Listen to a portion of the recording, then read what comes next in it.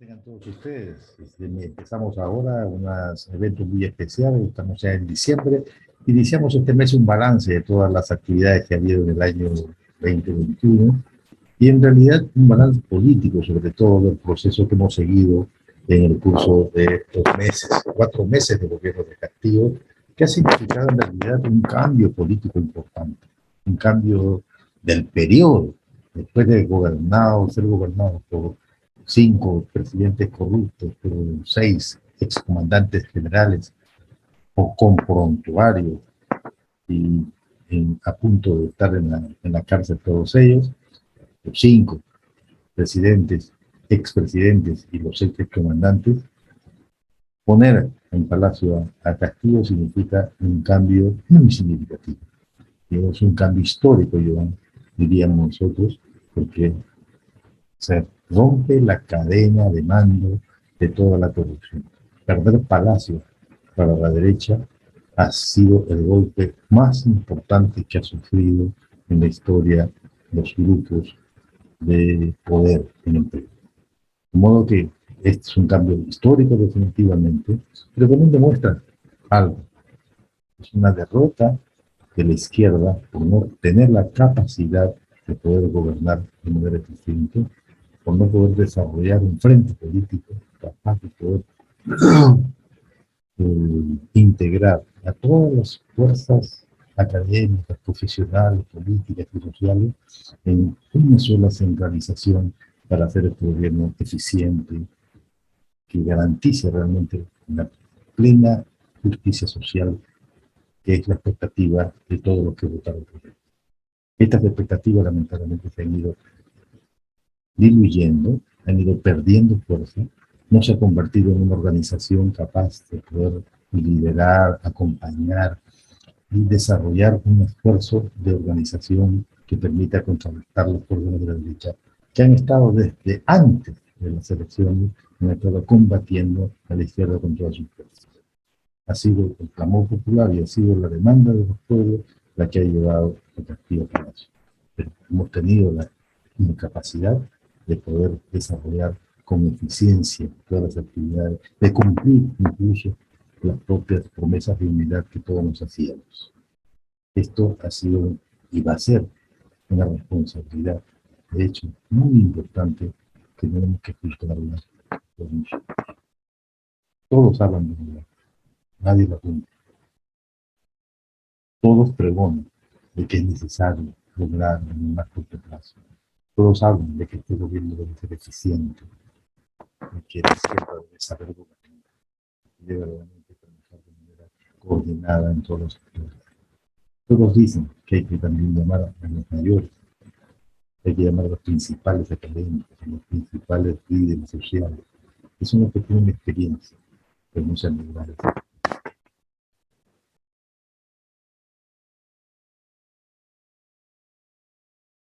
Recién en 4 meses de gobierno no es mucho lo que se puede pedir.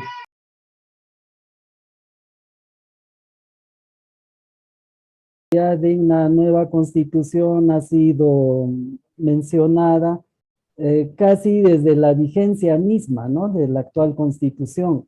Desde el inicio se han escuchado voces que declaraban su carácter neoliberal y por lo tanto nefasto para los intereses nacionales y populares. Ha sido parte de promesas electorales en distintas campañas.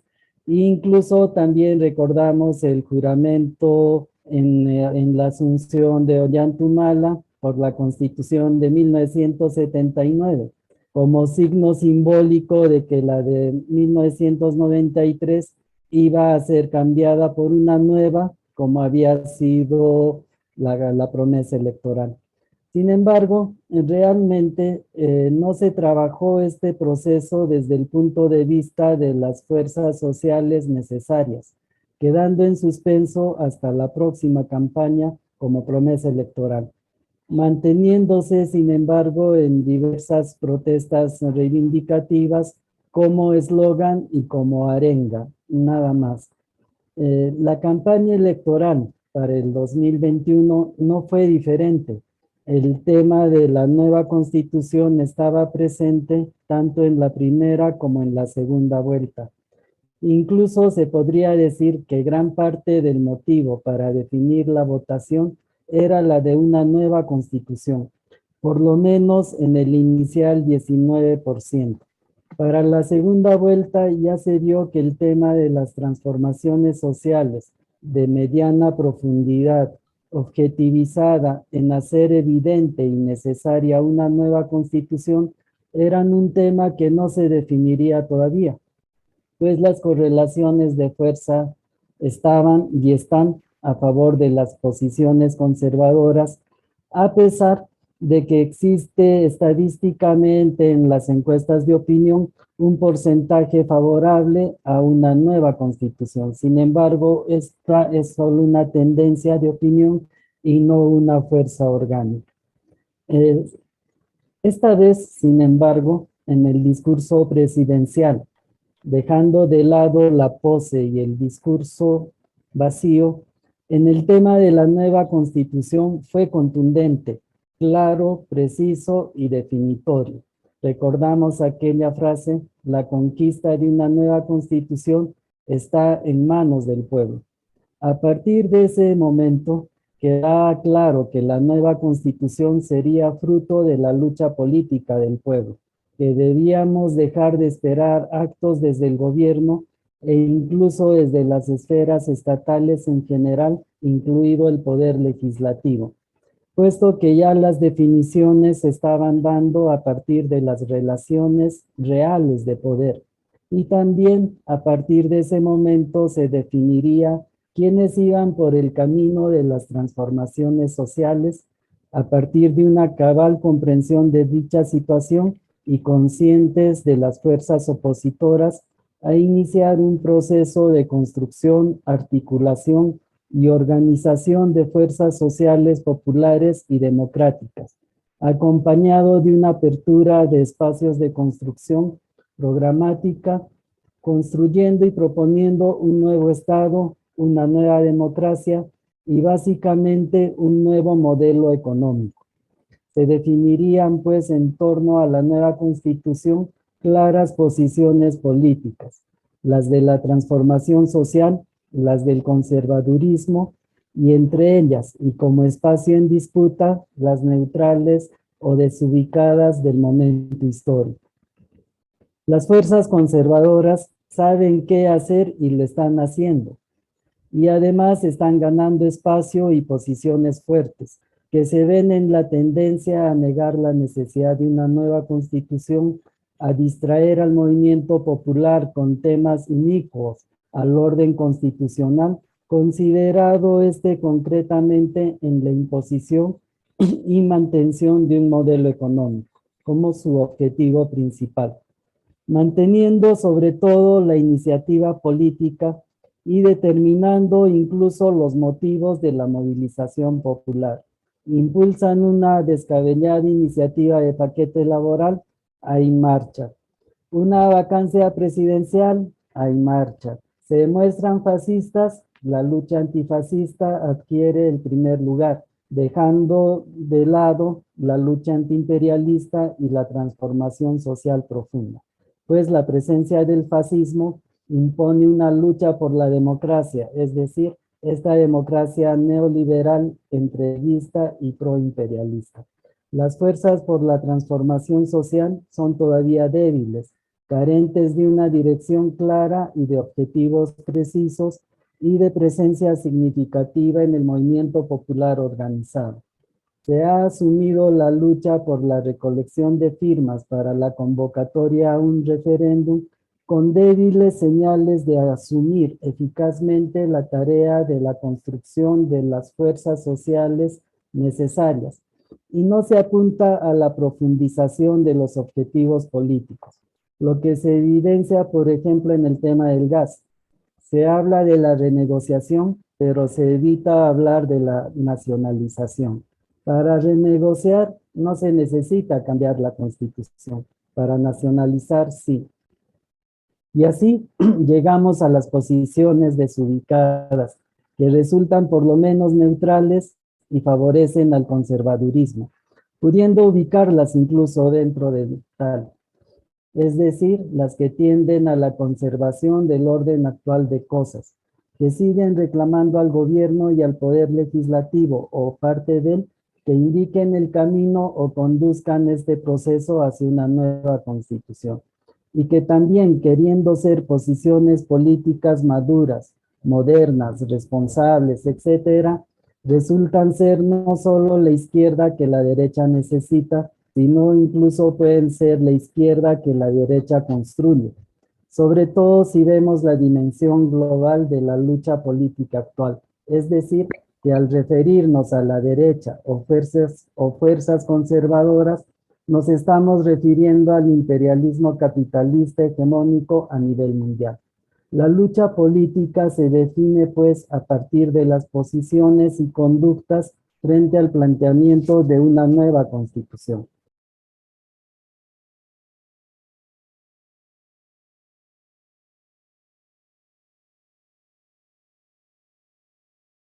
Creo que el 2021 ha sido un año que de todas maneras va a pasar a la historia por las características que ha tenido las elecciones que se realizaron en nuestro país y que tuvo como protagonista a un personaje que no estaba ni siquiera figurando en las estadísticas electorales y que al final resultó ganador de las elecciones. Las explicaciones que se han dado para este triunfo han sido muchísimos, desde las explicaciones de carácter programático, si respondía o no respondía al programa del partido lo, que le dio cobijo en estas elecciones, o si fue realmente una reacción de la población frente a lo que ha sido, lo que trajo consigo la pandemia, de mostrarnos un país totalmente fracturado, un país que por un lado tenía unas cifras económicas fabulosas y por otro lado veíamos que es el país donde ha habido el mayor número de muertos por la pandemia.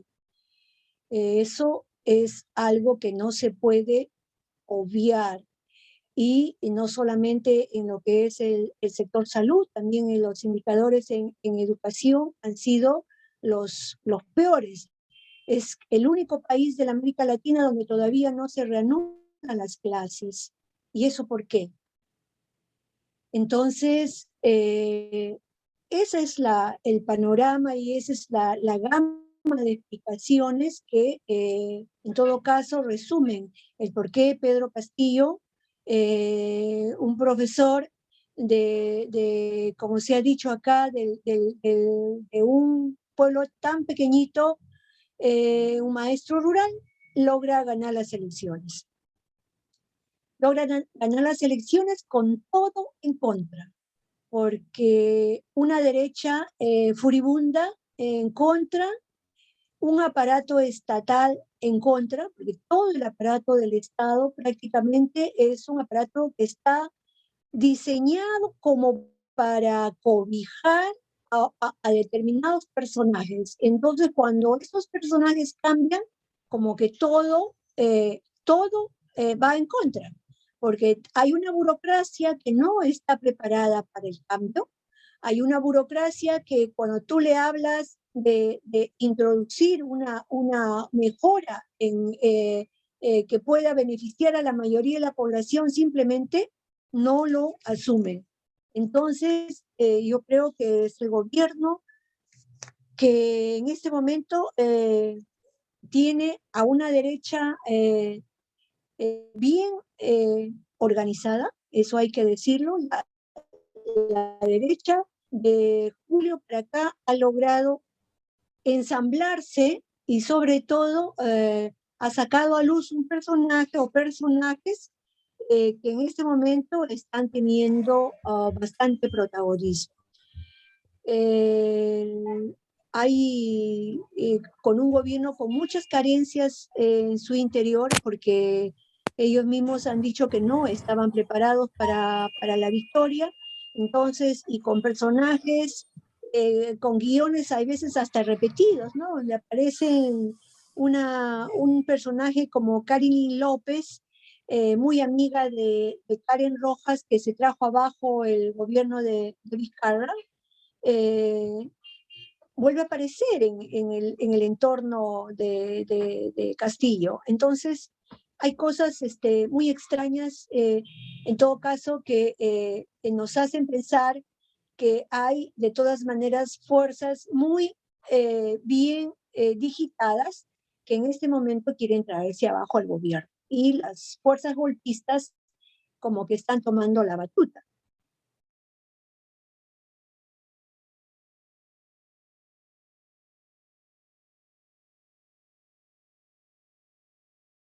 Digamos que en el momento que nosotros estamos viviendo es la culminación de lo que comenzó con la elección de PPK y terminó en lo que todos sabemos, ¿no?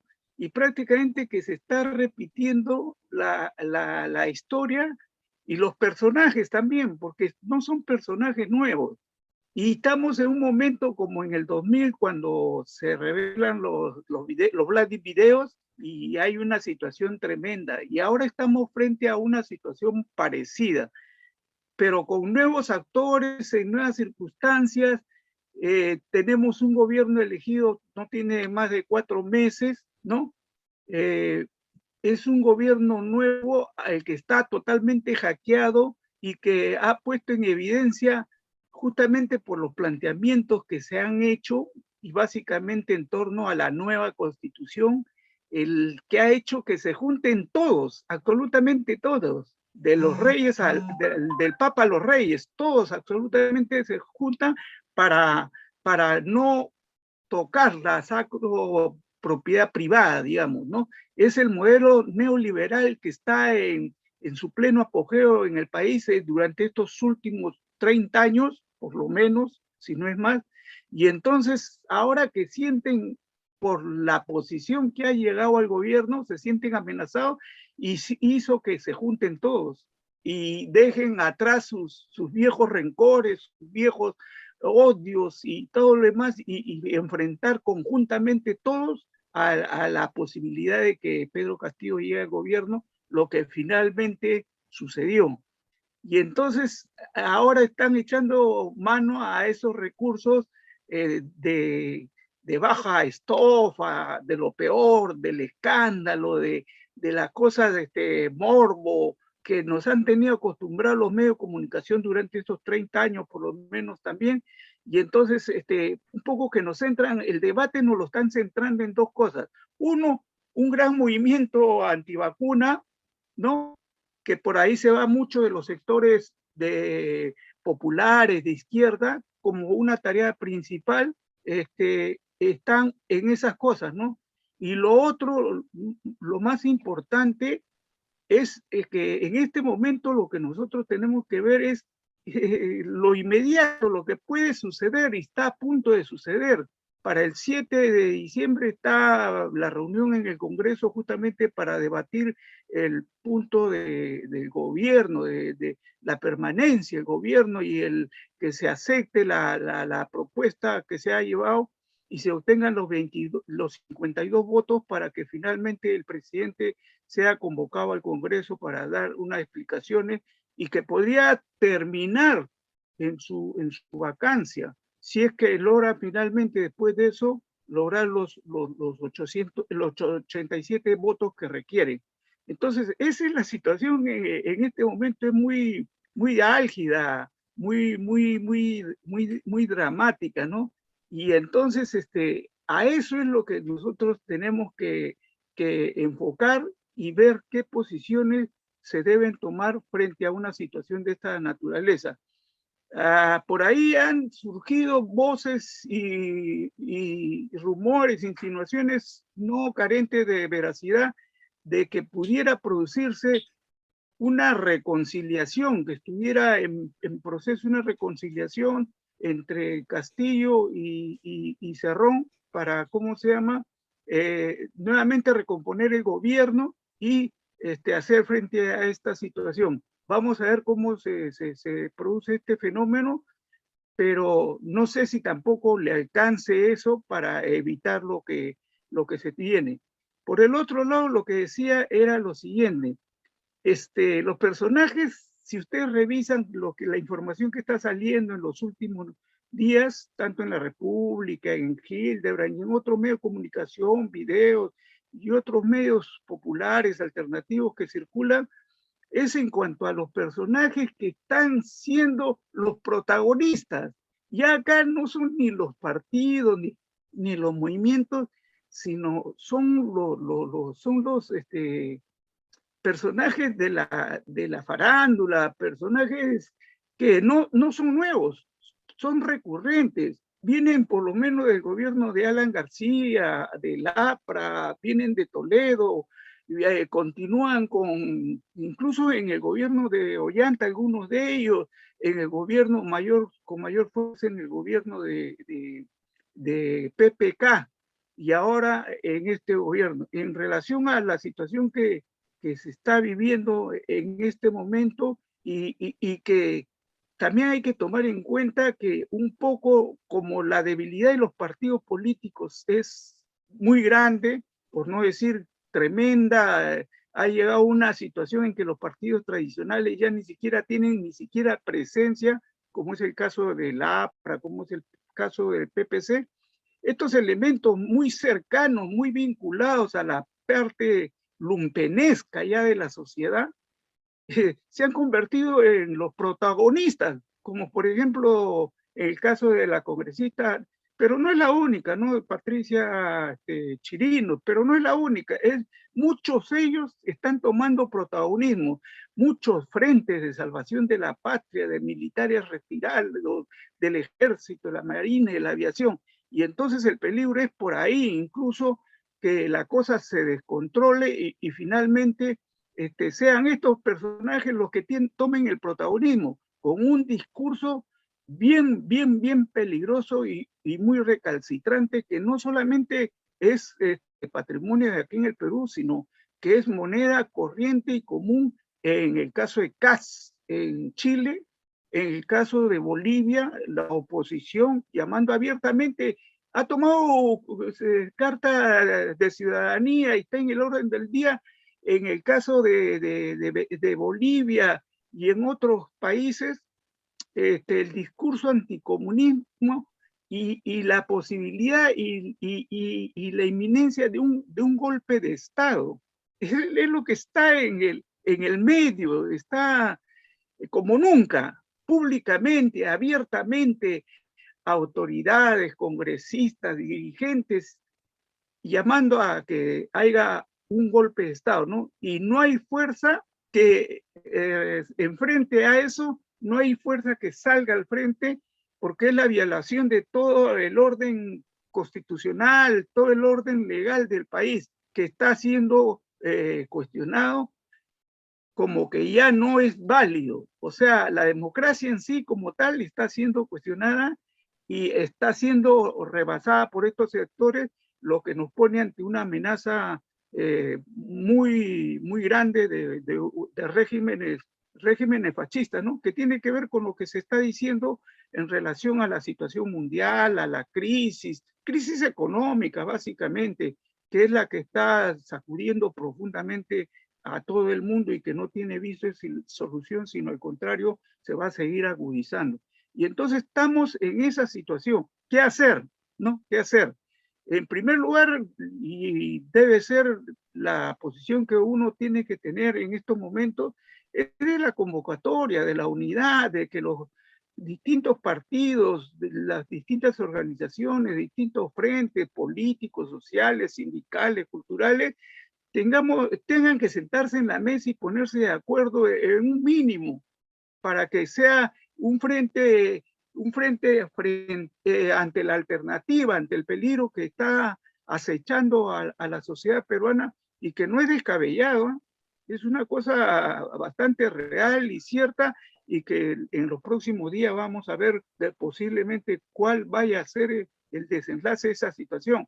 Claro que la derecha lo tiene claro y por eso presiona de todas las formas y de todas las maneras para que este gobierno que llega con el voto popular, la aceptación de los sectores progresistas, democráticos, de izquierda, torcerle el brazo y hacerle que se avenga a sus propuestas, que en parte lo está logrando. No es gratuito todo lo que sucede y todo lo que pasa, los cambios de ministros, de autoridades, de funcionarios, de embajadores y todo. Están logrando eso, es lo que están logrando, ¿no? Esa sería para la derecha la posibilidad de que, bueno, exige el gobierno, pero un gobierno que abandona las posiciones que tiene.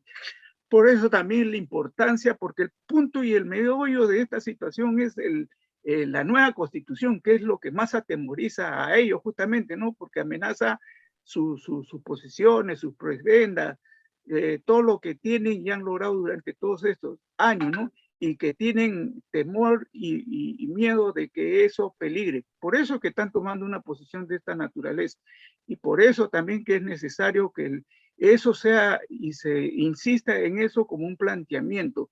Ahora, hay que diferenciar, escuchando algunas intervenciones que hemos tenido, hay una diferencia entre lo que es la organización política, en este caso izquierda, y la organización social, las aspiraciones. No hay un vínculo, no hay una relación directa, estrecha. Podrá ir nuevamente Nuevo Perú o podrán ir otros organismos al proceso regional, municipal que se nos avecina y posiblemente vuelvan a obtener la misma o menor votación de la que la han obtenido y sean otros los actores que salgan elegidos, tanto de un lado como de otro. Entonces, en eso tampoco hay claridad y entonces piensan muchos o todos tal vez, que es el momento de cada uno de ellos individualmente, y entonces sus afanes y sus trabajos van por ese camino, pero eso sería una nueva frustración para el pueblo, para sus aspiraciones.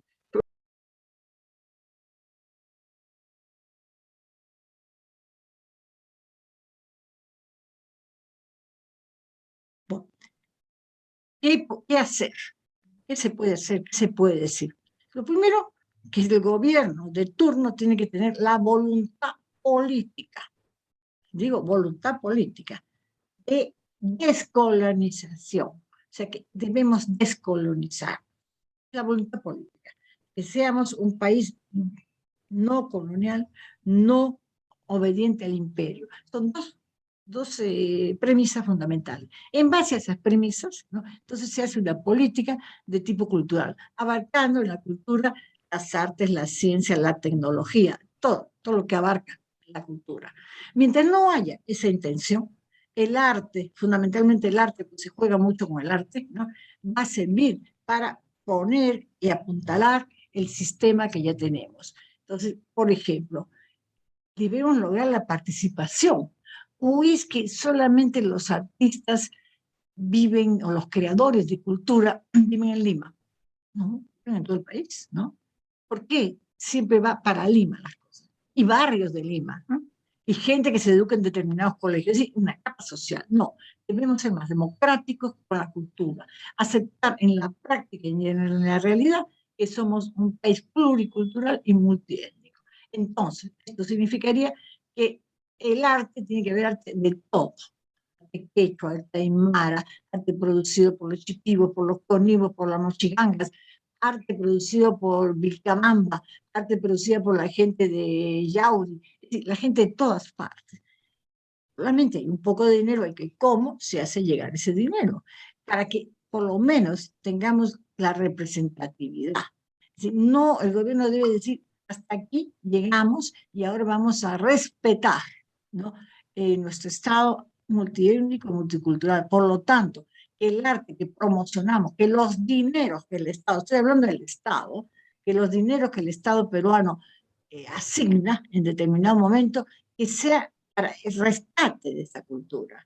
Hay que ver la investigación, pero por favor, solo se paga, ahora se está pagando investigación en cine, ¿no? ¿A quiénes? ¿Y para quiénes? ¿Y qué se investiga? No lo sé, yo hasta ahora no lo sé. Son gente de la Católica que entra y coge los dineros para hacer investigación. ¿Malas o buenas? No las conozco. No puedo decir son buenas o malas. Solo sé que es un coto han establecido sus cotos de caza. Eso es lo que debemos evitar, ¿no? Y ampliar. Tal vez sea, hay que pensarlo bien, un sistema que a través de los gobiernos locales, a través de las regiones, pero de verdad, por favor, no sigamos con el cuento de que abrimos empresas en regiones y después los cineastas que dirigen esas películas o esas obras son gente de Lima, ¿no? O gente que vive en el extranjero y viene a recoger los dineros. Eso se acabó, eso ya no puede seguir así, ¿no? Si la intención es de cambio, mostremos en la práctica, ¿no? Mostremos, tengamos, y no un cambio dirigido, ¿no? Porque eso es el problema. Los cambios tratan de ser dirigidos, tratan que los cuadros que se van a pintar sean los que al gobierno de turno le conviene, ¿no? Que las películas sean, pues las películas, por ejemplo, en el cine, ¿no? Las películas, salvo Tupac Amaru de Federico García, ¿no? Todas algunas películas de José Guamán, también turco, José Guamán turco está en esta línea, ¿no? Todo lo demás, ¿cómo nos muestran? Siempre como consecuentes, agachamos la cabeza, no tenemos ideas. Fíjense las películas que premian, fíjense qué cosa es La teta asustada. Analicen bien, que cinematográfica está bien esta película que se llama de Kipe Catacora, ¿no? Que acaba de fallecer, lamentable, porque tiene talento cinematográfico, pero analicen realmente el mensaje de su película, Uña y Guayna, ¿no? Analicen el mensaje. ¿Qué cosa es el mensaje de la película? Siempre estamos con la cabeza agachada, siempre resignaditos. Es lo que se nos quiere mostrar, o salvajes o resignados. No, pues, se está utilizando el arte para mostrar, sí, el presidente Castillo realmente quiere un cambio, ¿no? Que comience pues por hacerlo, que comience a que se redistribuya, a que la gente de su propia comunidad también allá en Cajamarca salga pues a hacer cine, o no hay ningún ser creativo ahí, no hay un ser que pueda hacer poemas, no hay nadie que haga algo bueno, sí lo hay, y claro, es de acuerdo a la cultura. Entonces, ¿qué pasa? Es una red, porque los jurados son jurados que ni hablan quechua, ni hablan aymara, no hablan nada, solamente hablan castellano, y que además tienen una visión occidental. Entonces ya no, tienen que ver, los jurados tienen que ser de la zona, no digitados por los de la incultura. Los de la incultura central nombran y digitan, y saben que les pagan, ¿eh?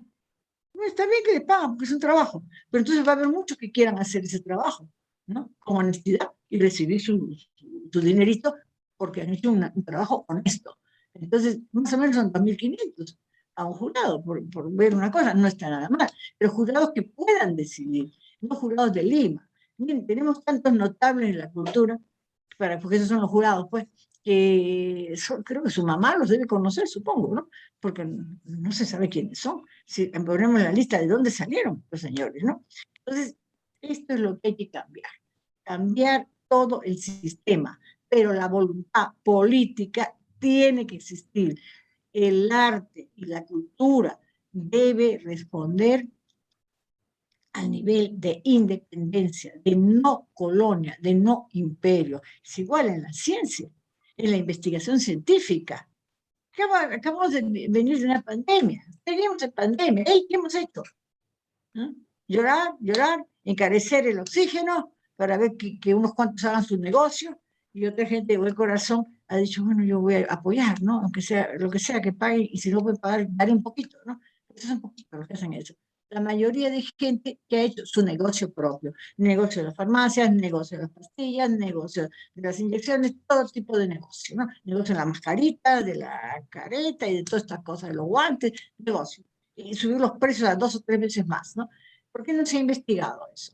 No se investiga porque no hay la voluntad política. Entonces, la cultura, aunque no lo crea, sirve para apoyar al sistema de turno. Y tenemos que hacer una acción, un trabajo para liberarnos a través de la cultura. A través de la cultura hay que liberarnos. Que no se nos siga mostrando siempre agachados, siempre pobrecito o exótico, pues como la señora Llosa, pues perdón, no voy a hablar muy duro porque es la verdad, las que hemos visto la película la hemos visto, ¿no? Yo no soy pacata. Las mujeres no nos ponemos papas en la vagina, ¿no? Entonces, ¿cómo es posible que la señora nos muestre así? ¿No? Y el gobierno haciendo así, la película maravillosa, ¿no? ¿Cómo va a hacer eso? ¿La peruana hace eso? ¿Cuándo? ¿Ha habido alguna protesta? No, por supuesto que no, porque los dineros corren, ¿no? Y el clamor galloso es fuerte. Entonces, que se acaben ese tipo de películas, que se acaben ese tipo de películas que se dice que los homosexuales homosexuales son muertos a puntapiés, a patadas y torturados en el Ande. Eso es falso. Pero son las películas que nos hacen, para mostrarnos los salvajitos que somos, los ignorantes, los salvajes, o si no, la de los pobrecitos que siempre estamos llorando. Por favor, nosotros tenemos cabeza, tenemos ideas, tenemos propuestas.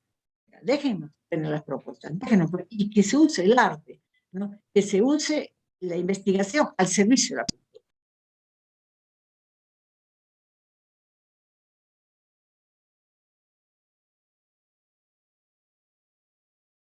Bueno, yo voy a tocar un tema que es cultura, más que cultura, arte, ¿no? O sea, porque el arte es parte de la cultura, ¿no? Sí, para mí este ha sido un año bastante desastroso para la cultura y en general, y para el arte también. Voy a decir por qué. Pongamos, la ley de cine que se aprobó y que pensé no iba a salir, es una ley que permite ahora que las empresas que van a hacer cine en el Perú y que van a recibir los recursos del Estado, necesariamente no pueden no ser peruanas. Es decir, una empresa extranjera puede venir acá a registrarse y acceder a los concursos de DAFO, ¿no? De Mr. DAFO. Entonces, esto ya no hay que ser peruano. Por otro lado, los directores en la antigua ley eran peruanos. Ahora no. Ahora el codirector puede ser peruano. Entonces presta pues a muchas cosas, muchas triquiñuelas, ¿no? Viene una empresa con un director extranjero y le ofrece a un director peruano por una firma, por una suma módica para ellos, ¿no? Que firme como codirector, ¿no? Y por otro lado, el guionista tampoco necesariamente tiene que ser peruano. Sí, cosas que se regían para que nosotros hiciéramos un cine nacional, con factura nacional. Y la factura la dan los guiones, lo da la mano del director. Y ahora ya se acabó. Ahora, yo creo que es una ley Netflix, ¿no? Se da para que las plataformas tipo Netflix, ¿no? Puedan entrar y hacerse de los dineros del Estado para sus propias producciones. Es decir, en el campo del cine vamos a comenzar a financiar a las transnacionales. Antes había una red, yo diría bastante irregular, ¿no? Por no decir otra palabra, pero ahora ya esa red irregular fue superada. Ahora, abiertamente, vamos a financiar a las transnacionales, ¿no? Sí, el dinero de los peruanos se va a dar sobre texto de que estamos desarrollando el cine nacional para el financiamiento de empresas transnacionales, ¿no? Y por supuesto, contratarán a 4 o 5 cholos baratos para llenar los papeles y llenar los requisitos, porque ahora lo que vale son los proyectos, ¿no? O sea, los gestores, no importa de qué trate, la cosa es que el proyecto cumpla con las reglas que los burócratas han establecido, ¿no? Para ellos. Entonces creo que en el campo del cine tenemos un retroceso muy, muy fuerte. Esto no se está dando en este momento en el campo del teatro, en el campo de la literatura, pues sí, ¿no? En el campo de la literatura están dando también premios, pero ¿a quiénes, no? Y se está manejando el arte, se está manejando esta parte de la cultura para lograr lo que yo llamo la cultura oficial, es decir, la cultura sometida, la cultura que entre dentro de las reglas los parámetros que el gobierno de turno está poniendo. Y este gobierno de turno, estoy hablando también de Castillo, ¿eh? Porque tampoco pasa nada, aquí no pasó nada, ¿no? La cosa de los funcionarios de tercer, cuarto, quinto nivel, que son muchos de ellos los que deciden, los que están en este trueque, que diría yo te premio, tú me premias, nosotros nos premiamos, ¿no? Es un trueque que están haciendo ellos, siguen, ¿no? Entonces no se ha cambiado absolutamente nada, seguimos igual, tratando de formar una cultura oficial. Si el señor Castillo tiene una idea de los pobres cineastas que lloran y se desgarran las vestiduras, no lo sé, porque él reparte 24 millones al año, y habría que ver dónde están las películas, ¿no? Que hasta este año era, sí, obligatoriamente ser peruano, ¿no? Y tener una empresa peruana. Ahora ya no. Entonces los 24 millones también van a ir para el otro lado. Aparte lo que damos a través de Ibermedia, porque aunque no lo crean, los de la Incultura están en un programa que se llama Ibermedia. Quiere decir que nosotros somos iberos. Todavía esos señores no se han sacado de la cabeza eso. Entonces, por eso yo le llamo de la Incultura, por todas las barbaridades que hacen. y porque consideran que el arte es un arte orientado, que debe ser un arte solo lo pueden practicar determinadas capas socioeconómicas de este país, que por lo general tienen que servir a los intereses de las grandes transnacionales. Eso es lo que yo veo en cultura, tanto en la literatura, como digo, los concursos, igual en cine, que conozco más que todo el área del cine, ¿no? Música, artes plásticas, eso creo que no tiene ninguna ayuda. Entonces, no se trata de llevar adelante los programas, de sacar adelante. Se trata de mantener a través del arte el statu quo. Y para mí eso es lo que están haciendo, se ha hecho este año, y ojalá algún día la gente se dé cuenta, ¿no?, de que no se puede, que el arte sí sirve al mantenimiento de un sistema o para denuncia de un sistema, ¿no?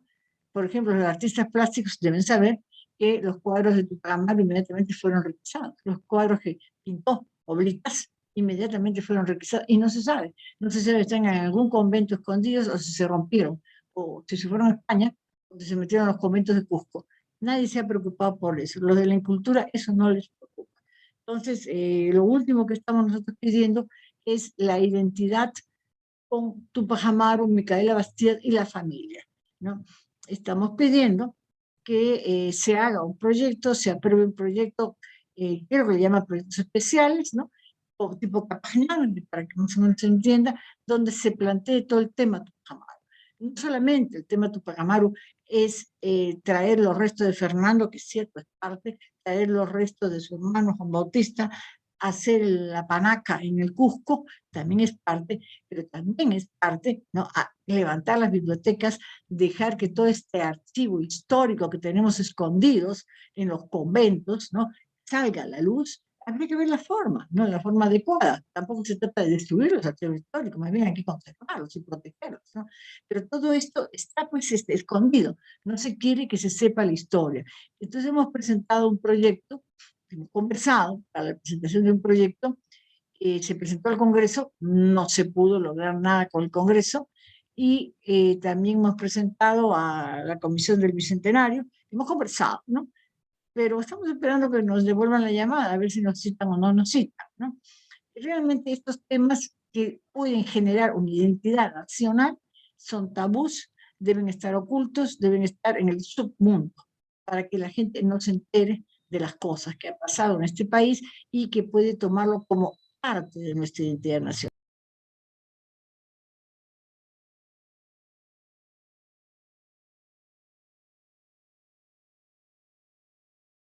Porque sigo mirando yo el modelo económico, ¿no? Están divididos, pero para la representación en el Congreso. Pero en el modelo económico todo el mundo está juntos, ¿no? Y además, ¿quién manda? Realmente, ¿quién manda en el país? ¿Quién manda? Es el Fondo Monetario. ¿Quién manda en política exterior? Es el Departamento de Estado. ¿Quién manda en la política económica? Sigue siendo el Fondo Monetario Internacional. Entonces la derecha está dividida, pero simplemente por conquista de curules, como lo está la izquierda también. Es por conquistas, no por intereses propios de quién llega al Congreso, ¿no? Y entonces la agenda sigue siendo, ya chao, la agenda sigue siendo el tema electoral, el tema de curules, no es un tema de modelo económico, no es un tema entre continuismo o cambio, no lo veo así, ¿no? Entonces, hasta que definitivamente esto sí se comenzó a definir bien, con la sorpresa de que hubo de la primera vuelta, en la que el que gana y que pasa al primer lugar, ¿no?, porque muchos de nosotros esperábamos votar, ojo, no tomábamos una decisión, inclusive sacaron comunicados de tratar de votar por la izquierda mejor posicionada en primera vuelta, para que haya opción de que pase la segunda vuelta. Se quería evitar que la definición de la segunda vuelta sea pues entre Keiko y el modelo neoliberal. ¿Qué tal? El modelo neoliberal, el mal menor, ¿no? Sino que se constituiría prácticamente la polarización del país, ¿no? Entonces, eso también hay que tomar en cuenta, porque eso es lo que define pues, a las izquierdas, ¿no? Eso es lo que define a las izquierdas. Entonces, no hay, hasta el momento, en los últimos, digamos, 40 años de las elecciones generales del 80 para acá, no hay pues una un trabajo de frente. Yo no quiero tocar el tema de la unidad de las izquierdas, ¿no? Porque eso de hablar de la unidad, en todo caso hay que hablar por un frente, ¿no? Y trabajar por un frente para enfrentar elecciones, pero lo que vemos son pues que priman los intereses particulares. Muy bien, se llega culmina la primera vuelta y a los 2 días, el 13 de abril, ya sabemos de que el que gana la primera vuelta es Castillo, ¿no? Para sorpresa de todos, hasta de la propia izquierda, primer lugar, y la pelea era por el segundo lugar, que finalmente la termina, ¿cómo se llama?, con Keiko, y los otros partidos de derecha, pues, tenía que dar golpes a la cabeza, a la pared para reaccionar. Y viene la amenaza, que es entre Fujimorismo o comunismo. Y viene, pues ya lo vimos que vino hasta Vargas Llosa y toda esa campaña feroz que hubo de anticomunista, contra Cuba, contra todo eso, ¿no? Pero a pesar de todo eso, y eso hay que tomarlo en cuenta, a pesar de todo eso, al margen del trabajo, porque todo es resultado de la reacción, de la acción de las masas por encima de las organizaciones de las izquierdas, pues son varias, por encima de las organizaciones de la izquierda, ¿no? Le dan el triunfo primero a Castillo, y por encima de las organizaciones de las izquierdas, efectivamente se obtiene por primera vez una opción donde está clara la polarización de las clases, ¿no? Por un lado, los que defienden el modelo, pero no solamente es el modelo económico que está en juego, sino la amenaza para ellos de un gobierno de izquierda, de un gobierno contra el modelo neoliberal, porque así lo miraban, de un gobierno que también asustaba por el tema de la constitución, ¿no? Neoliberal existente. Entonces se lanzaron con todos los medios, todo, y a pesar de todo eso, definitivamente ganó Castillo, ¿no? El 6 de junio, y yo saqué inclusive algunos comentarios sobre Twitter de Rosa María Palacio, que se jugaba muchas posibilidades de vacarlo. Si ganaba Keiko, iba a entrar con 24 congresistas, pero esa misma estrategia podía ser utilizada contra Castillo, que tenía 37 congresistas, que es lo que estamos viendo ahora, ¿no? Frente a 88 congresistas, 87 congresistas de la derecha, de las diferentes derechas que hay acá. Pero bien, 2021, creo que hay que levantar en primer lugar, y eso es lo que debe marcar el 2021, el hecho histórico de que ganó Castillo, ¿no? Y contra el dolor de todo. Hasta ahora sigue el dolor. Ganó Castillo, está en Palacio. No estuvo ningún representante de las oligarquías, ni de los grupos de poder, ni de los que ellos hubieran querido, ni se les ahogó todo el tema del bicentenario. Creo que ese hecho es el que me parece importante resaltarlo, ¿no? Y no solamente eso, porque el Palacio de Gobierno prácticamente estuvo Castillo, estuvo prácticamente un representante campesino, ¿no? De un lugar profundo del Perú. Él es, y eso es lo importante, eso es lo rescatable, eso es lo que hay que señalar en primer lugar, ¿no? Y en segundo lugar, el otro hecho importante e histórico es de que entra como canciller Héctor Béjar. Ese es otro hecho importante, porque eso fue la segunda, y eso fue ya prácticamente lo que rebalsó el vaso de agua, ¿no? La gota que rebalsó el vaso de agua, porque Castillo Béjar no era Castillo, pues. Béjar era ya toda una formación, agrégale a lo Cerrón, ¿no? Marxista-leninista, ¿no? O comunista, revolucionario, lo que quiera, pero era un guerrillero y todo eso. Y en la Cancillería, y yo creo que eso también hay que rescatarlo, hay que levantar el mensaje de que cuando asume el mando, qué política exterior señala ahí, ¿no? Y el corto tiempo que él dura, también ahí prácticamente el mensaje de salida que él da, esos son los hechos los más importantes que es necesario, que cambió todo el Perú, llamó la atención en toda América Latina y en el mundo, ¿no? El resto ya es prácticamente cuestión de análisis, el tema de la confrontación, de las cuñas entre Castillo, ya eso merece un análisis definitivamente que es parte de la estrategia, porque lo que hay que tomar en cuenta es lo siguiente, ¿no? De que quien maneja estrategias no es ni siquiera en general las derechas, ninguno, ni siquiera Keiko maneja las estrategias. Las estrategias las maneja el imperio, ¿no? Y ellos son los que mueven sus piezas, sus factores. Las estrategias en eso son parte, el mismo Gustavo Gorriti, ellos son los que manejan las estrategias, saben cómo moverse. Por eso, acuérdense, que por más que fueron a tocarle las puertas a Washington, a la OEA en Estados Unidos, no les hicieron caso, porque ellos tienen una estrategia, ellos tenían que ir viendo. Además, había unos resultados recientes de las elecciones en Estados Unidos, en la que hubo prácticamente hasta el último momento para reconocer la presidencia a Biden, ¿no? En ese sentido. Entonces, hay un hecho que debemos tomar en cuenta, que nosotros en cualquier análisis que tengamos que hacer en nuestro país, tiene que estar acompañado de análisis de los acontecimientos en el mundo. Concretar con lo siguiente, después. Definitivamente hay un problema que sí debe señalarse para nuestros oyentes o los que nos ven y todas esas cuestiones. Quienes manejan el país manejan estrategias, quienes manejan el modelo, quienes quieren controlar el modelo, los grupos manejan estrategias. Los que no tenemos estrategias son las diferentes izquierdas, y lo estamos viendo ahora. Si no hay estrategias para enfrentar, ¿no? y luchar contra este modelo neoliberal y quienes lo sostienen a este modelo neoliberal y la política exterior, que es lo que, en la que más se preocupan los Estados Unidos, definitivamente no vamos a lograr ni siquiera poder defender a este gobierno. Yo creo que si queremos defender a este gobierno, definitivamente tenemos que mirar que el enemigo fundamental sigue siendo el imperialismo y los grupos de poder acá que sostienen este modelo neoliberal. Y no es buscar el enemigo ni en Cerrón, ni en ¿cómo se llama?, ni en Castillo, sino buscar que aglutinaran a todas las fuerzas para defender lo logrado.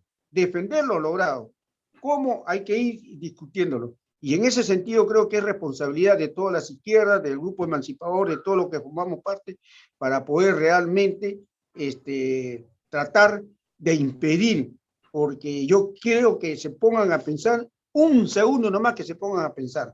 Si no hubiera aparecido un Castillo y un Cerrón, bueno, quienes estuvieran gobernando serían estos grupos fascistas con el fujimorismo y la ultraderecha, que estarían realmente levantándose el país como se lo han venido haciendo en estos 200 años, ¿no? Con excepción del gobierno de Velasco.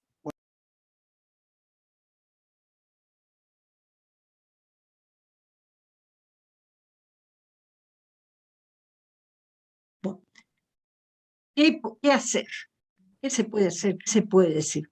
Lo primero, que el gobierno de turno tiene que tener la voluntad política, digo voluntad política, de descolonización. O sea que debemos descolonizar la voluntad política, que seamos un país no colonial, no obediente al imperio. Son dos premisas fundamentales. En base a esas premisas, ¿no?, entonces se hace una política de tipo cultural, abarcando en la cultura las artes, la ciencia, la tecnología, todo lo que abarca la cultura. Mientras no haya esa intención, el arte, fundamentalmente el arte, pues se juega mucho con el arte, ¿no?, va a servir para poner y apuntalar el sistema que ya tenemos. Entonces, por ejemplo, debemos lograr la participación. ¿O es que solamente los artistas viven, o los creadores de cultura viven en Lima? No, viven en todo el país, ¿no? ¿Por qué siempre va para Lima las cosas? Y barrios de Lima, ¿no? Y gente que se educa en determinados colegios, es decir, una capa social. No, debemos ser más democráticos con la cultura, aceptar en la práctica y en la realidad que somos un país pluricultural y multiétnico. Entonces, esto significaría que el arte tiene que haber arte de todo. Arte quechua, arte aymara, arte producido por los chiquivos, por los conivos, por las mochigangas, arte producido por Vilcabamba, arte producido por la gente de Yauri, es decir, la gente de todas partes. Solamente hay un poco de dinero, hay que cómo se hace llegar ese dinero, para que por lo menos tengamos la representatividad. Es decir, no, el gobierno debe decir, hasta aquí llegamos y ahora vamos a respetar, ¿no? Nuestro Estado multiétnico, multicultural. Por lo tanto, el arte que promocionamos, que los dineros que el Estado, estoy hablando del Estado, que los dineros que el Estado peruano asigna en determinado momento, que sea para el rescate de esa cultura. Hay que ver la investigación, pero por favor, solo se paga, ahora se está pagando investigación en cine, ¿no? ¿A quiénes? ¿Y para quiénes? ¿Y qué se investiga? No lo sé, yo hasta ahora no lo sé. Son gente de la Católica que entra y coge los dineros para hacer investigación. ¿Malas o buenas? No las conozco. No puedo decir son buenas o malas. Solo sé que es un coto. Han establecido sus cotos de casa. Eso es lo que debemos evitar, ¿no? Y ampliar. Tal vez sea, hay que pensarlo bien, un sistema que a través de los gobiernos locales, a través de las regiones, pero de verdad, por favor, no sigamos con el cuento de que abrimos empresas en regiones y después los cineastas que dirigen esas películas o esas obras son gente de Lima, ¿no? O gente que vive en el extranjero y viene a recoger los dineros. Eso se acabó, eso ya no puede seguir así, ¿no? Si la intención es de cambio, mostremos en la práctica, ¿no? Mostremos, tengamos, y no un cambio dirigido, ¿no? Porque eso es el problema. Los cambios tratan de ser dirigidos, tratan que los cuadros que se van a pintar sean los que al gobierno de turno le conviene, ¿no? Que las películas sean, pues las películas, por ejemplo, en el cine, ¿no? Las películas, salvo Tupac Amaru de Federico García, ¿no? Todas algunas películas de José Guamán, también turco, José Guamán turco está en esta línea, ¿no? Todo lo demás, ¿cómo nos muestran? Siempre como consecuentes, agachamos la cabeza, no tenemos ideas. Fíjense las películas que premian, fíjense qué cosa es la teta asustada. Analicen bien, que cinematográfica está bien esta película que se llama de Kipe Catacora, ¿no? Que acaba de fallecer, lamentable, porque tiene talento cinematográfico, pero analicen realmente el mensaje de su película, Uña y Guayna, ¿no? Analicen el mensaje. ¿Qué cosa es el mensaje de la película? Siempre estamos con la cabeza agachada, siempre resignaditos. Es lo que se nos quiere mostrar, o salvajes o resignados. No, pues, se está utilizando el arte para mostrar, sí, el presidente Castillo realmente quiere un cambio, ¿no?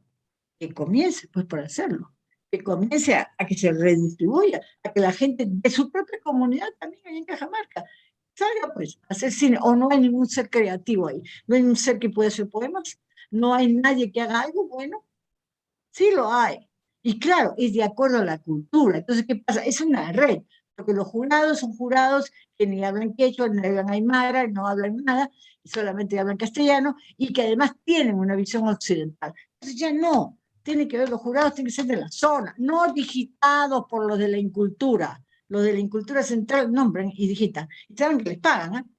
No, está bien que les pagan porque es un trabajo, pero entonces va a haber muchos que quieran hacer ese trabajo, ¿no? Con honestidad y recibir su dinerito porque han hecho un trabajo honesto. Entonces, más o menos son 2.500 a un jurado por ver una cosa, no está nada mal, pero jurados que puedan decidir, no jurados de Lima. Miren, tenemos tantos notables en la cultura, porque esos son los jurados, pues, que creo que su mamá los debe conocer, supongo, ¿no? Porque no se sabe quiénes son. Si ponemos la lista de dónde salieron los señores, ¿no? Entonces, esto es lo que hay que cambiar todo el sistema, pero la voluntad política tiene que existir. El arte y la cultura debe responder al nivel de independencia, de no colonia, de no imperio. Es igual en la ciencia, en la investigación científica. Acabamos de venir de una pandemia, seguimos en pandemia. ¿Qué hemos hecho? ¿No? Llorar, encarecer el oxígeno para ver que unos cuantos hagan su negocio, y otra gente de buen corazón ha dicho, bueno, yo voy a apoyar, ¿no? Aunque sea lo que sea que paguen, y si no pueden pagar, daré un poquito, ¿no? Eso es un poquito lo que hacen eso. la mayoría de gente que ha hecho su negocio propio, negocio de las farmacias, negocio de las pastillas, negocio de las inyecciones, todo tipo de negocio, ¿no? Negocio de la mascarita, de la careta y de todas estas cosas, de los guantes, negocio. Y subir los precios a 2 o 3 veces más, ¿no? ¿Por qué no se ha investigado eso? No se investiga porque no hay la voluntad política. Entonces, la cultura, aunque no lo crea, sirve para apoyar al sistema de turno. Y tenemos que hacer una acción, un trabajo para liberarnos a través de la cultura. A través de la cultura hay que liberarnos. Que no se nos siga mostrando siempre agachados, siempre pobrecito o exótico, pues como la señora Llosa, pues perdón, no voy a hablar muy duro porque es la verdad, las que hemos visto la película la hemos visto, ¿no? Yo no soy pacata. Las mujeres no nos ponemos papas en la vagina, ¿no? Entonces, ¿cómo es posible que la señora nos muestre así? ¿No? Y el gobierno haciendo así, la película maravillosa, ¿no? ¿Cómo va a hacer eso? ¿La peruana hace eso? ¿Cuándo? ¿Ha habido alguna protesta? No, por supuesto que no, porque los dineros corren, ¿no? Y el clamor galloso es fuerte. Entonces, que se acaben ese tipo de películas, que se acaben ese tipo de películas que se dice que los homosexuales son muertos a puntapiés, a patadas y torturados en el Ande. Eso es falso. Pero son las películas que nos hacen, para mostrarnos los salvajitos que somos, los ignorantes, los salvajes, o si no, la de los pobrecitos que siempre estamos llorando. Por favor, nosotros tenemos cabeza, tenemos ideas, tenemos propuestas. Déjenos tener las propuestas, déjenos, y que se use el arte, ¿no? Que se use la investigación al servicio de la cultura.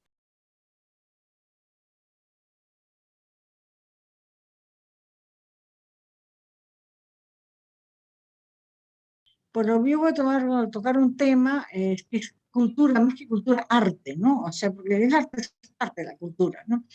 Sí, para mí este ha sido un año bastante desastroso para la cultura y en general, y para el arte también. Voy a decir por qué. Pongamos, la ley de cine que se aprobó y que pensé no iba a salir, es una ley que permite ahora que las empresas que van a hacer cine en el Perú y que van a recibir los recursos del Estado, necesariamente no pueden no ser peruanas. Es decir, una empresa extranjera puede venir acá a registrarse y acceder a los concursos de DAFO, ¿no? De Mr. DAFO. Entonces, esto ya no hay que ser peruano. Por otro lado, los directores en la antigua ley eran peruanos. Ahora no.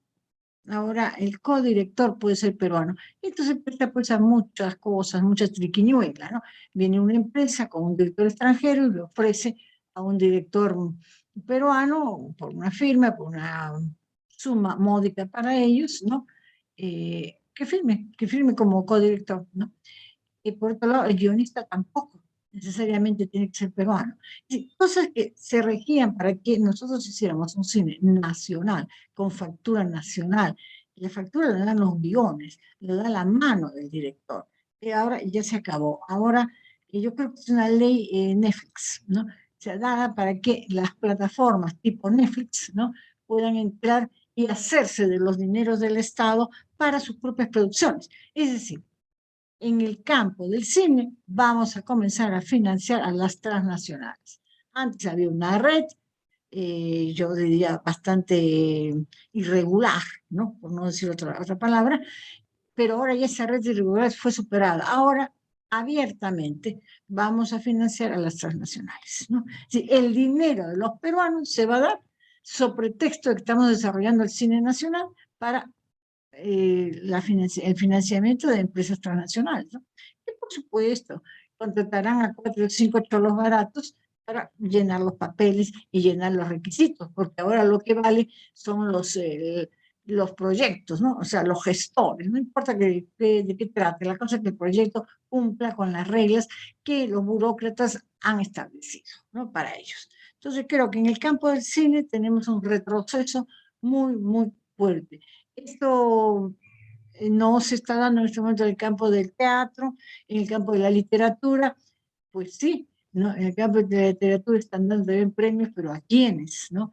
Y se está manejando el arte, se está manejando esta parte de la cultura para lograr lo que yo llamo la cultura oficial, es decir, la cultura sometida, la cultura que entre dentro de las reglas que, los parámetros que el gobierno de turno está poniendo. Y este gobierno de turno, estoy hablando también de Castillo, ¿eh? Porque tampoco pasa nada, aquí no pasó nada, ¿no? La cosa de los funcionarios de tercer, cuarto, quinto nivel, que son muchos de ellos los que deciden, los que están en este trueque, que diría yo te premio, tú me premias, nosotros nos premiamos, ¿no? Es un trueque que están haciendo ellos, siguen, ¿no? Entonces no se ha cambiado absolutamente nada. Seguimos igual, tratando de formar una cultura oficial. Si el señor Castillo tiene una idea de los pobres cineastas que lloran y se desgarran las vestiduras, no lo sé, porque él reparte 24 millones al año. Y habría que ver dónde están las películas, ¿no? Que hasta este año era, sí, obligatoriamente ser peruano, ¿no? Y tener una empresa peruana. Ahora ya no. Entonces esos 24 millones también van a ir para el otro lado. Aparte lo que damos a través de Ibermedia, porque aunque no lo crean, los de la Incultura están en un programa que se llama Ibermedia. Quiere decir que nosotros somos Iberos. Todavía esos señores no se han sacado de la cabeza eso. Entonces, por eso yo le llamo de la Incultura, por todas las barbaridades que hacen y porque consideran que el arte es un arte orientado, que debe ser un arte solo lo pueden practicar determinadas capas socioeconómicas de este país, que por lo general tienen que servir a los intereses de las grandes transnacionales.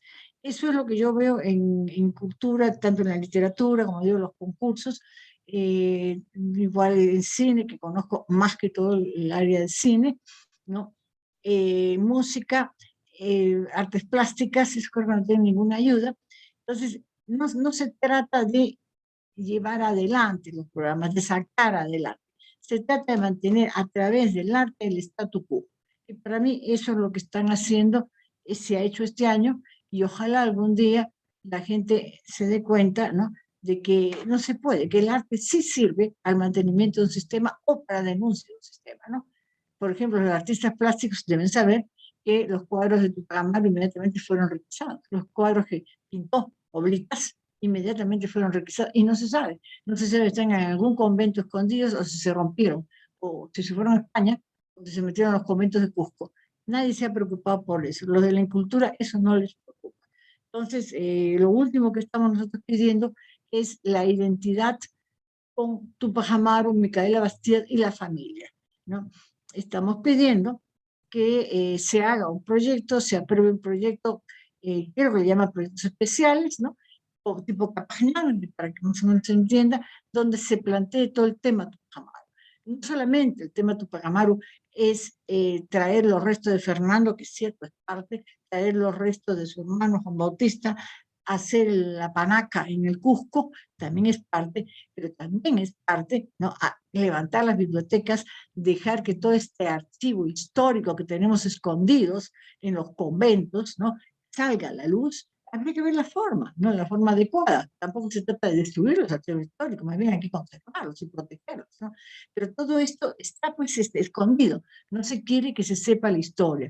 Entonces hemos presentado un proyecto, hemos conversado para la presentación de un proyecto, se presentó al Congreso, no se pudo lograr nada con el Congreso, y también hemos presentado a la Comisión del Bicentenario, hemos conversado, ¿no?, pero estamos esperando que nos devuelvan la llamada, a ver si nos citan o no nos citan, ¿no? Y realmente estos temas que pueden generar una identidad nacional son tabús, deben estar ocultos, deben estar en el submundo, para que la gente no se entere de las cosas que ha pasado en este país y que puede tomarlo como parte de nuestra identidad nacional.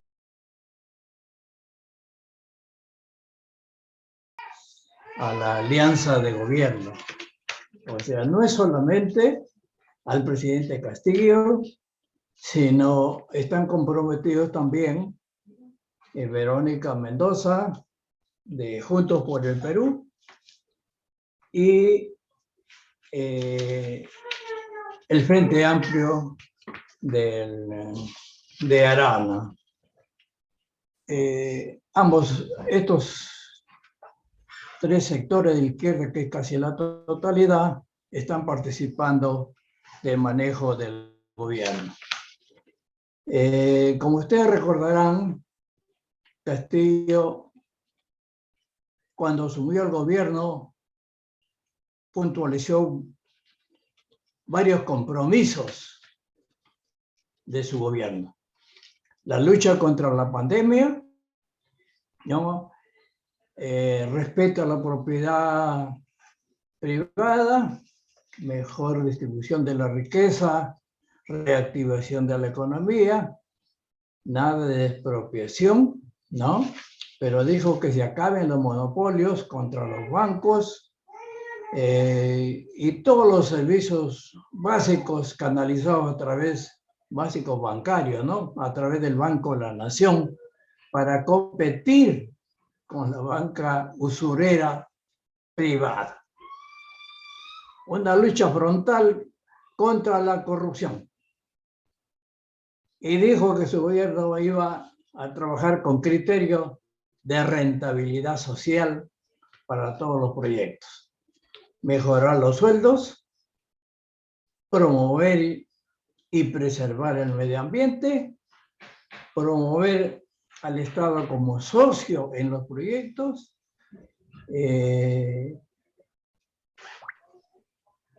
inversión pública, construcción de obras, distribución de recursos de gobiernos locales, ¿no?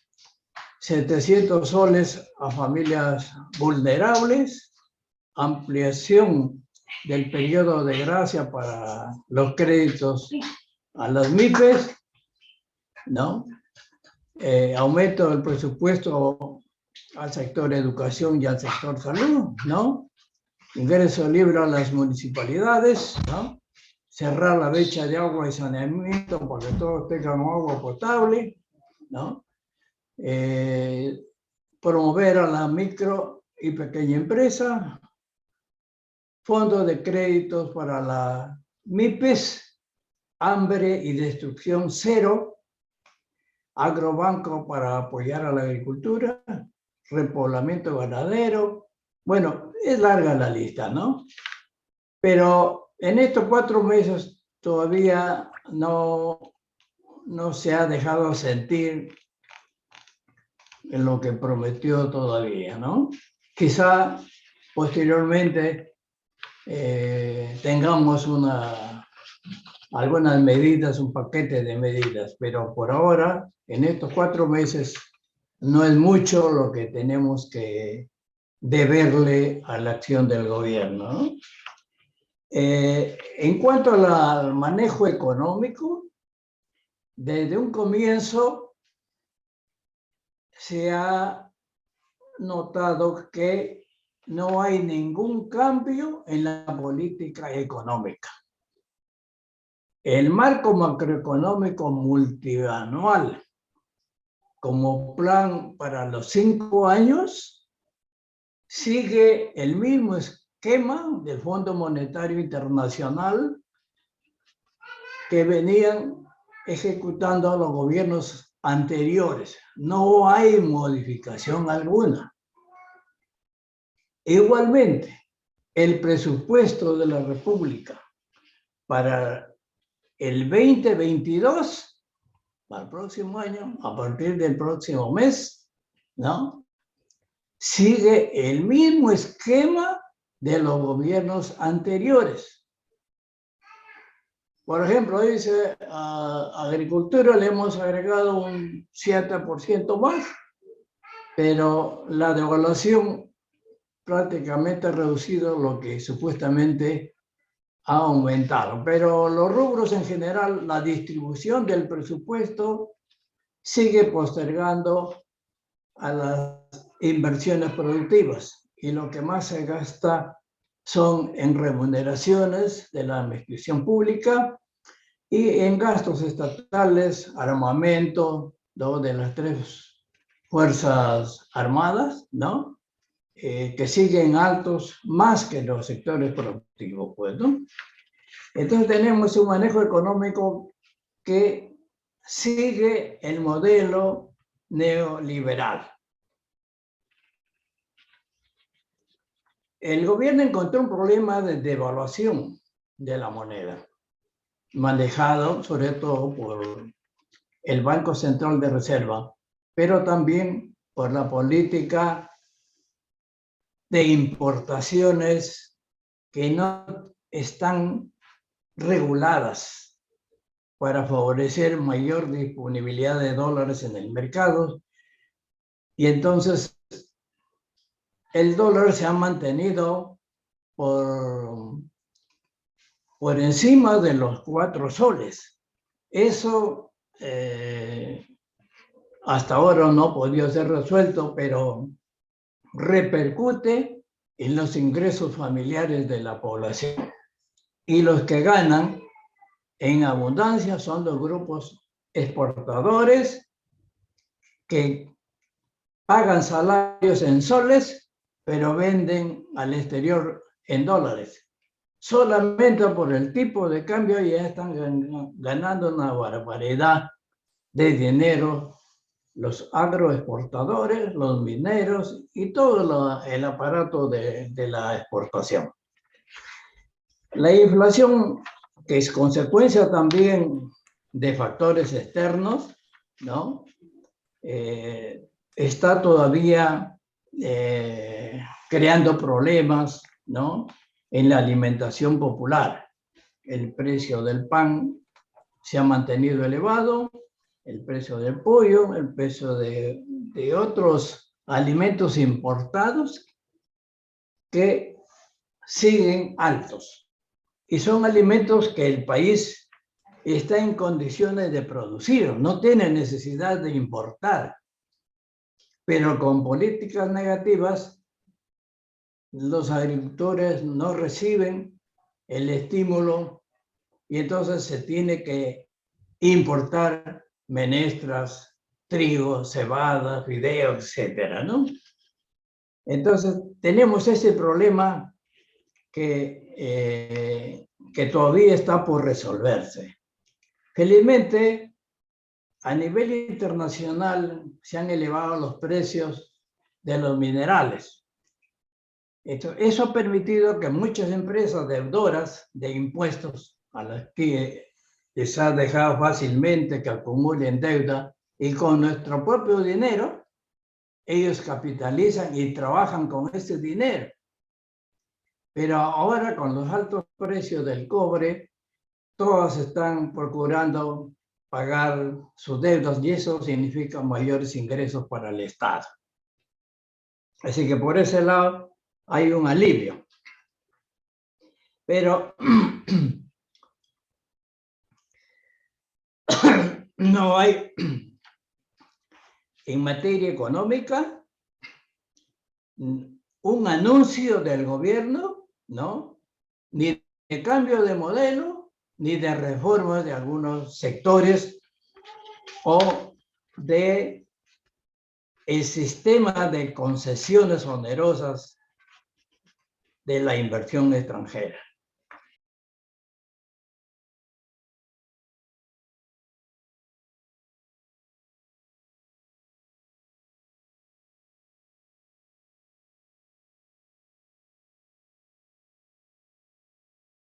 En principio, el 2021 ha sido pues claramente un enfrentamiento desigual, porque inevitablemente ha habido una presencia fuerte de los medios en una lógica y una dinámica por los poderes fácticos. Y eso ha estado bombardeando y distorsionando lo que podría haber sido un enfrentamiento solamente de argumentaciones, ¿no? Eso es clarísimo.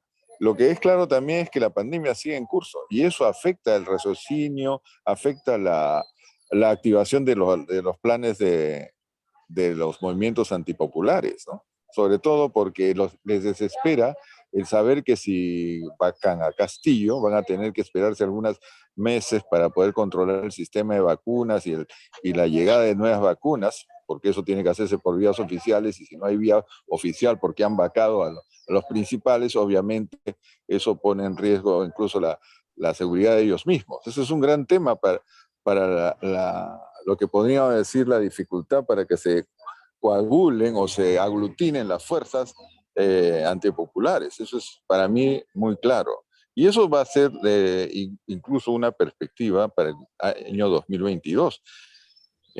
Para lo que atañe a nosotros en el 2022, yo creo que como movimientos que apoyan el campo popular desde muchas perspectivas, la clave está en agendas.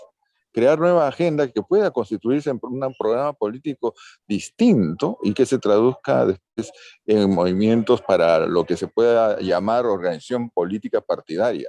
Pero para plantear no solamente que primero hacemos partidos políticos para poder concientizar a la gente y que después se formen núcleos de activación política eficaz desde el lado del movimiento popular, creo que es difícil.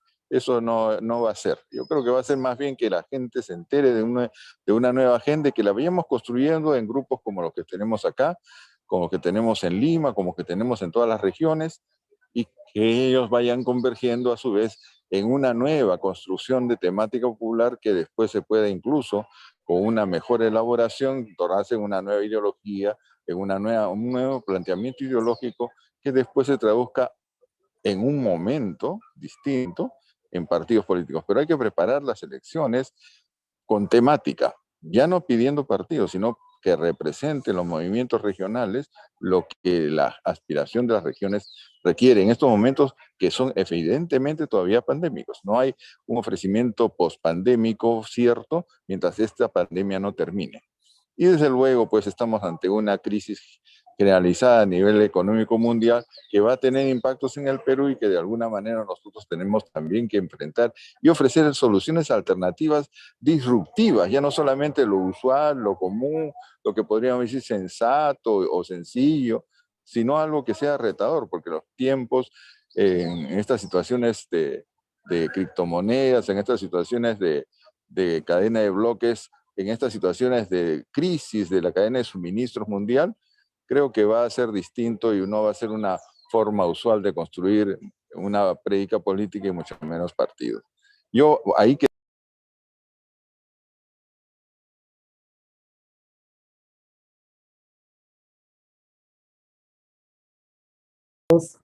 ya para finalizar, se debe avanzar en la consolidación o construcción de una conciencia de cambio social profundo, materializado en un nuevo y distinto modelo económico, en un nuevo y distinto Estado y en una nueva y distinta democracia. En la construcción y articulación de organización social que signifique la denominada reconstrucción, restitución o construcción del tejido social. Todo esto al calor de la movilización. Es necesario enmarcar las reivindicaciones inmediatas en la necesidad de un nuevo marco constitucional.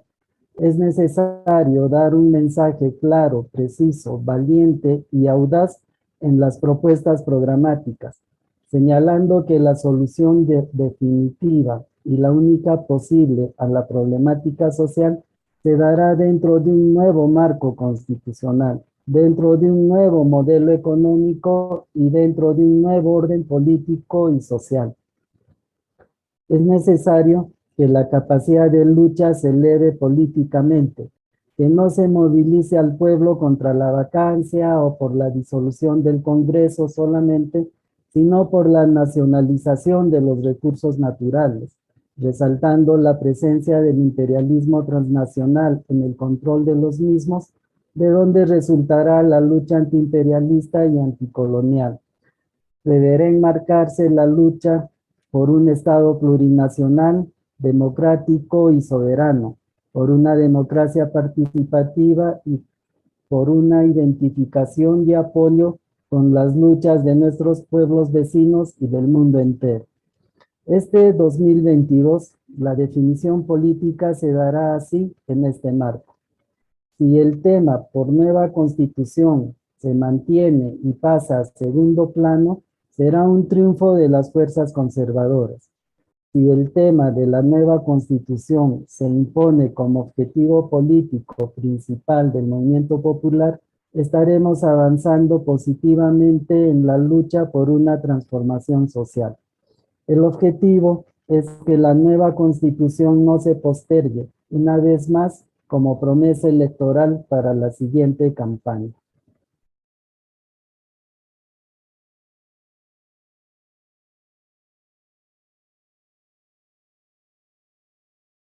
De la pandemia creo que ha sido aceptable, ¿no? Sigue aceptable.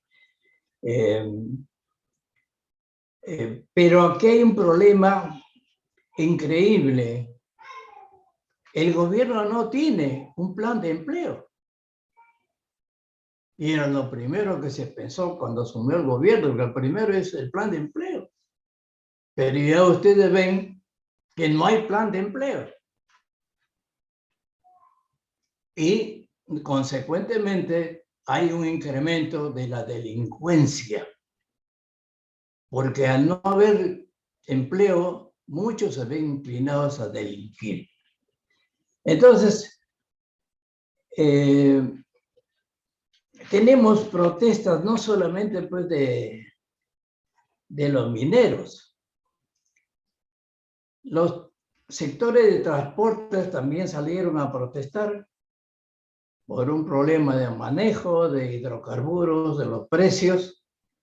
Los obreros que, a pesar de que el presidente ofreció elevar el sueldo mínimo vital, economía y finanzas, que maneja el partido de Verónica Mendoza, dijo no hay aumento del salario mínimo vital. Tampoco aparece esto pues en presupuesto, ¿no? Pero también salían a protestar los agricultores y han amenazado con paros y el presidente ha tenido que convocarlos para bajar la tensión, como él ha hecho con los políticos, de convocarlos para conversar. Pero todos son promesas, no hay nada efectivo. Los ganaderos también están protestando, los productores de leche, y las comunidades nativas están en pie de lucha, como las comunidades campesinas. Entonces tenemos pues que el gobierno a veces utiliza términos como promesas, pero que no llega a cumplir, no son inmediatos, no los ejecuta. Entonces nos encandila con una segunda reforma agraria que no es tal, sino es continuismo de los programas de los gobiernos anteriores. Y a eso le ha puesto el nombre de reforma agraria. Pero sí creo que es meritorio el apoyo a las ollas comunes, ¿no? Y la voluntad de masificar el gas. Pero esta es una tarea de largo plazo, porque hay que construir, pues, toda la red de conducción a todo el país. Y eso no está en el presupuesto del 2022. Porque eso no es culpa de la empresa, no es culpa de Camisea, sino de los gobiernos que han hecho un mal contrato y que no se han preocupado de hacer una red de abastecimiento, porque gas sobra, pero el Estado no ha construido la red de abastecimiento de gas. Así que no le pueden echar la culpa a las empresas de gas, sino es el propio Estado el que está fallando. Pero tampoco eso aparece en el presupuesto del 2022. Entonces, hay pues esos problemas, ¿no?, que esperamos se resuelva en los próximos meses, ¿no? Pero ya en cuestión de la política de gobierno, en el manejo político, es lo más desastroso, ¿no? En el ámbito nacional tenemos como que el gobierno, el ejecutivo, hay un incumplimiento de sus propias promesas electorales. Hasta ahora, nada. Y entonces la gente comienza a desalentarse, pues, porque no ve nada todavía. Es más, ha retrocedido en muchas de sus promesas, porque prometió trabajar en una nueva constitución y ahora dice no hay nueva constitución. Y la designación de su gabinete de ministros ha sido de lo más desastrosa en muchas de estas designaciones. Y también en los altos ejecutivos del gobierno, ¿no? A los que la prensa le ha sacado una serie de entripados deshonestos, ¿no? De gente de mala fama, ¿no? Entonces, se ve, o por lo menos somos informados por los medios, del tráfico de influencias que continúa como en los gobiernos anteriores. Y es el colmo ya que en propio Palacio de Gobierno, ¿no? El secretario general haya caído en esta situación de tráfico de influencias y de corrupción. Pero también en el manejo de los ascensos de las Fuerzas Armadas y Policiales, pero nosotros sabemos que el secretario solamente sigue las indicaciones del presidente. El secretario no toma estas decisiones porque, pues de por sí. Él sigue las indicaciones que le da el presidente. Entonces, ahora, que quiera ocultarlo es otra cosa, pero todos sabemos que el secretario hace lo que el presidente le dice.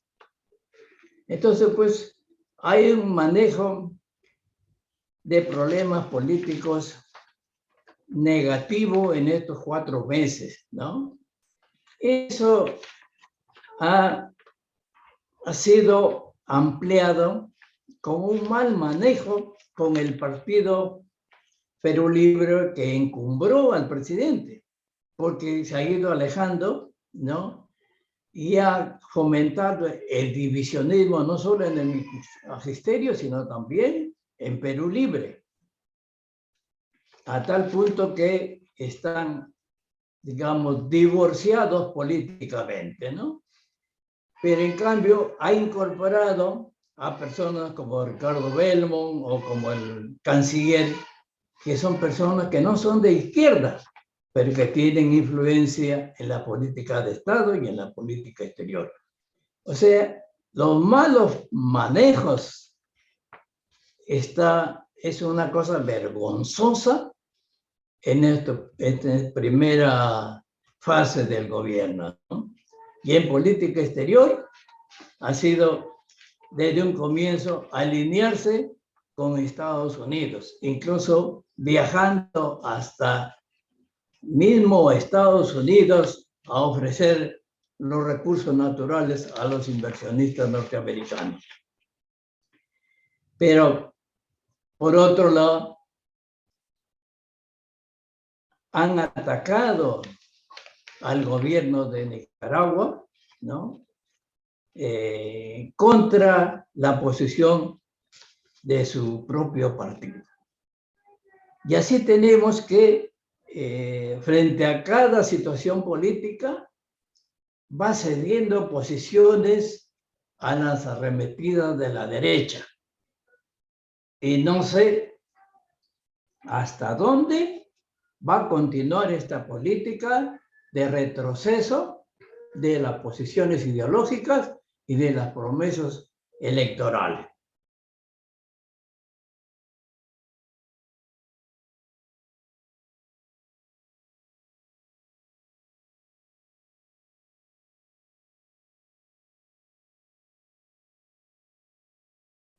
Frente a eso, hablamos del 2022, pero por lo menos tratemos de ver qué cosa va a pasar con el gobierno, porque en estos días como que está por decidirse el destino de este gobierno y en buena cuenta lo que pasaría en el año 2022.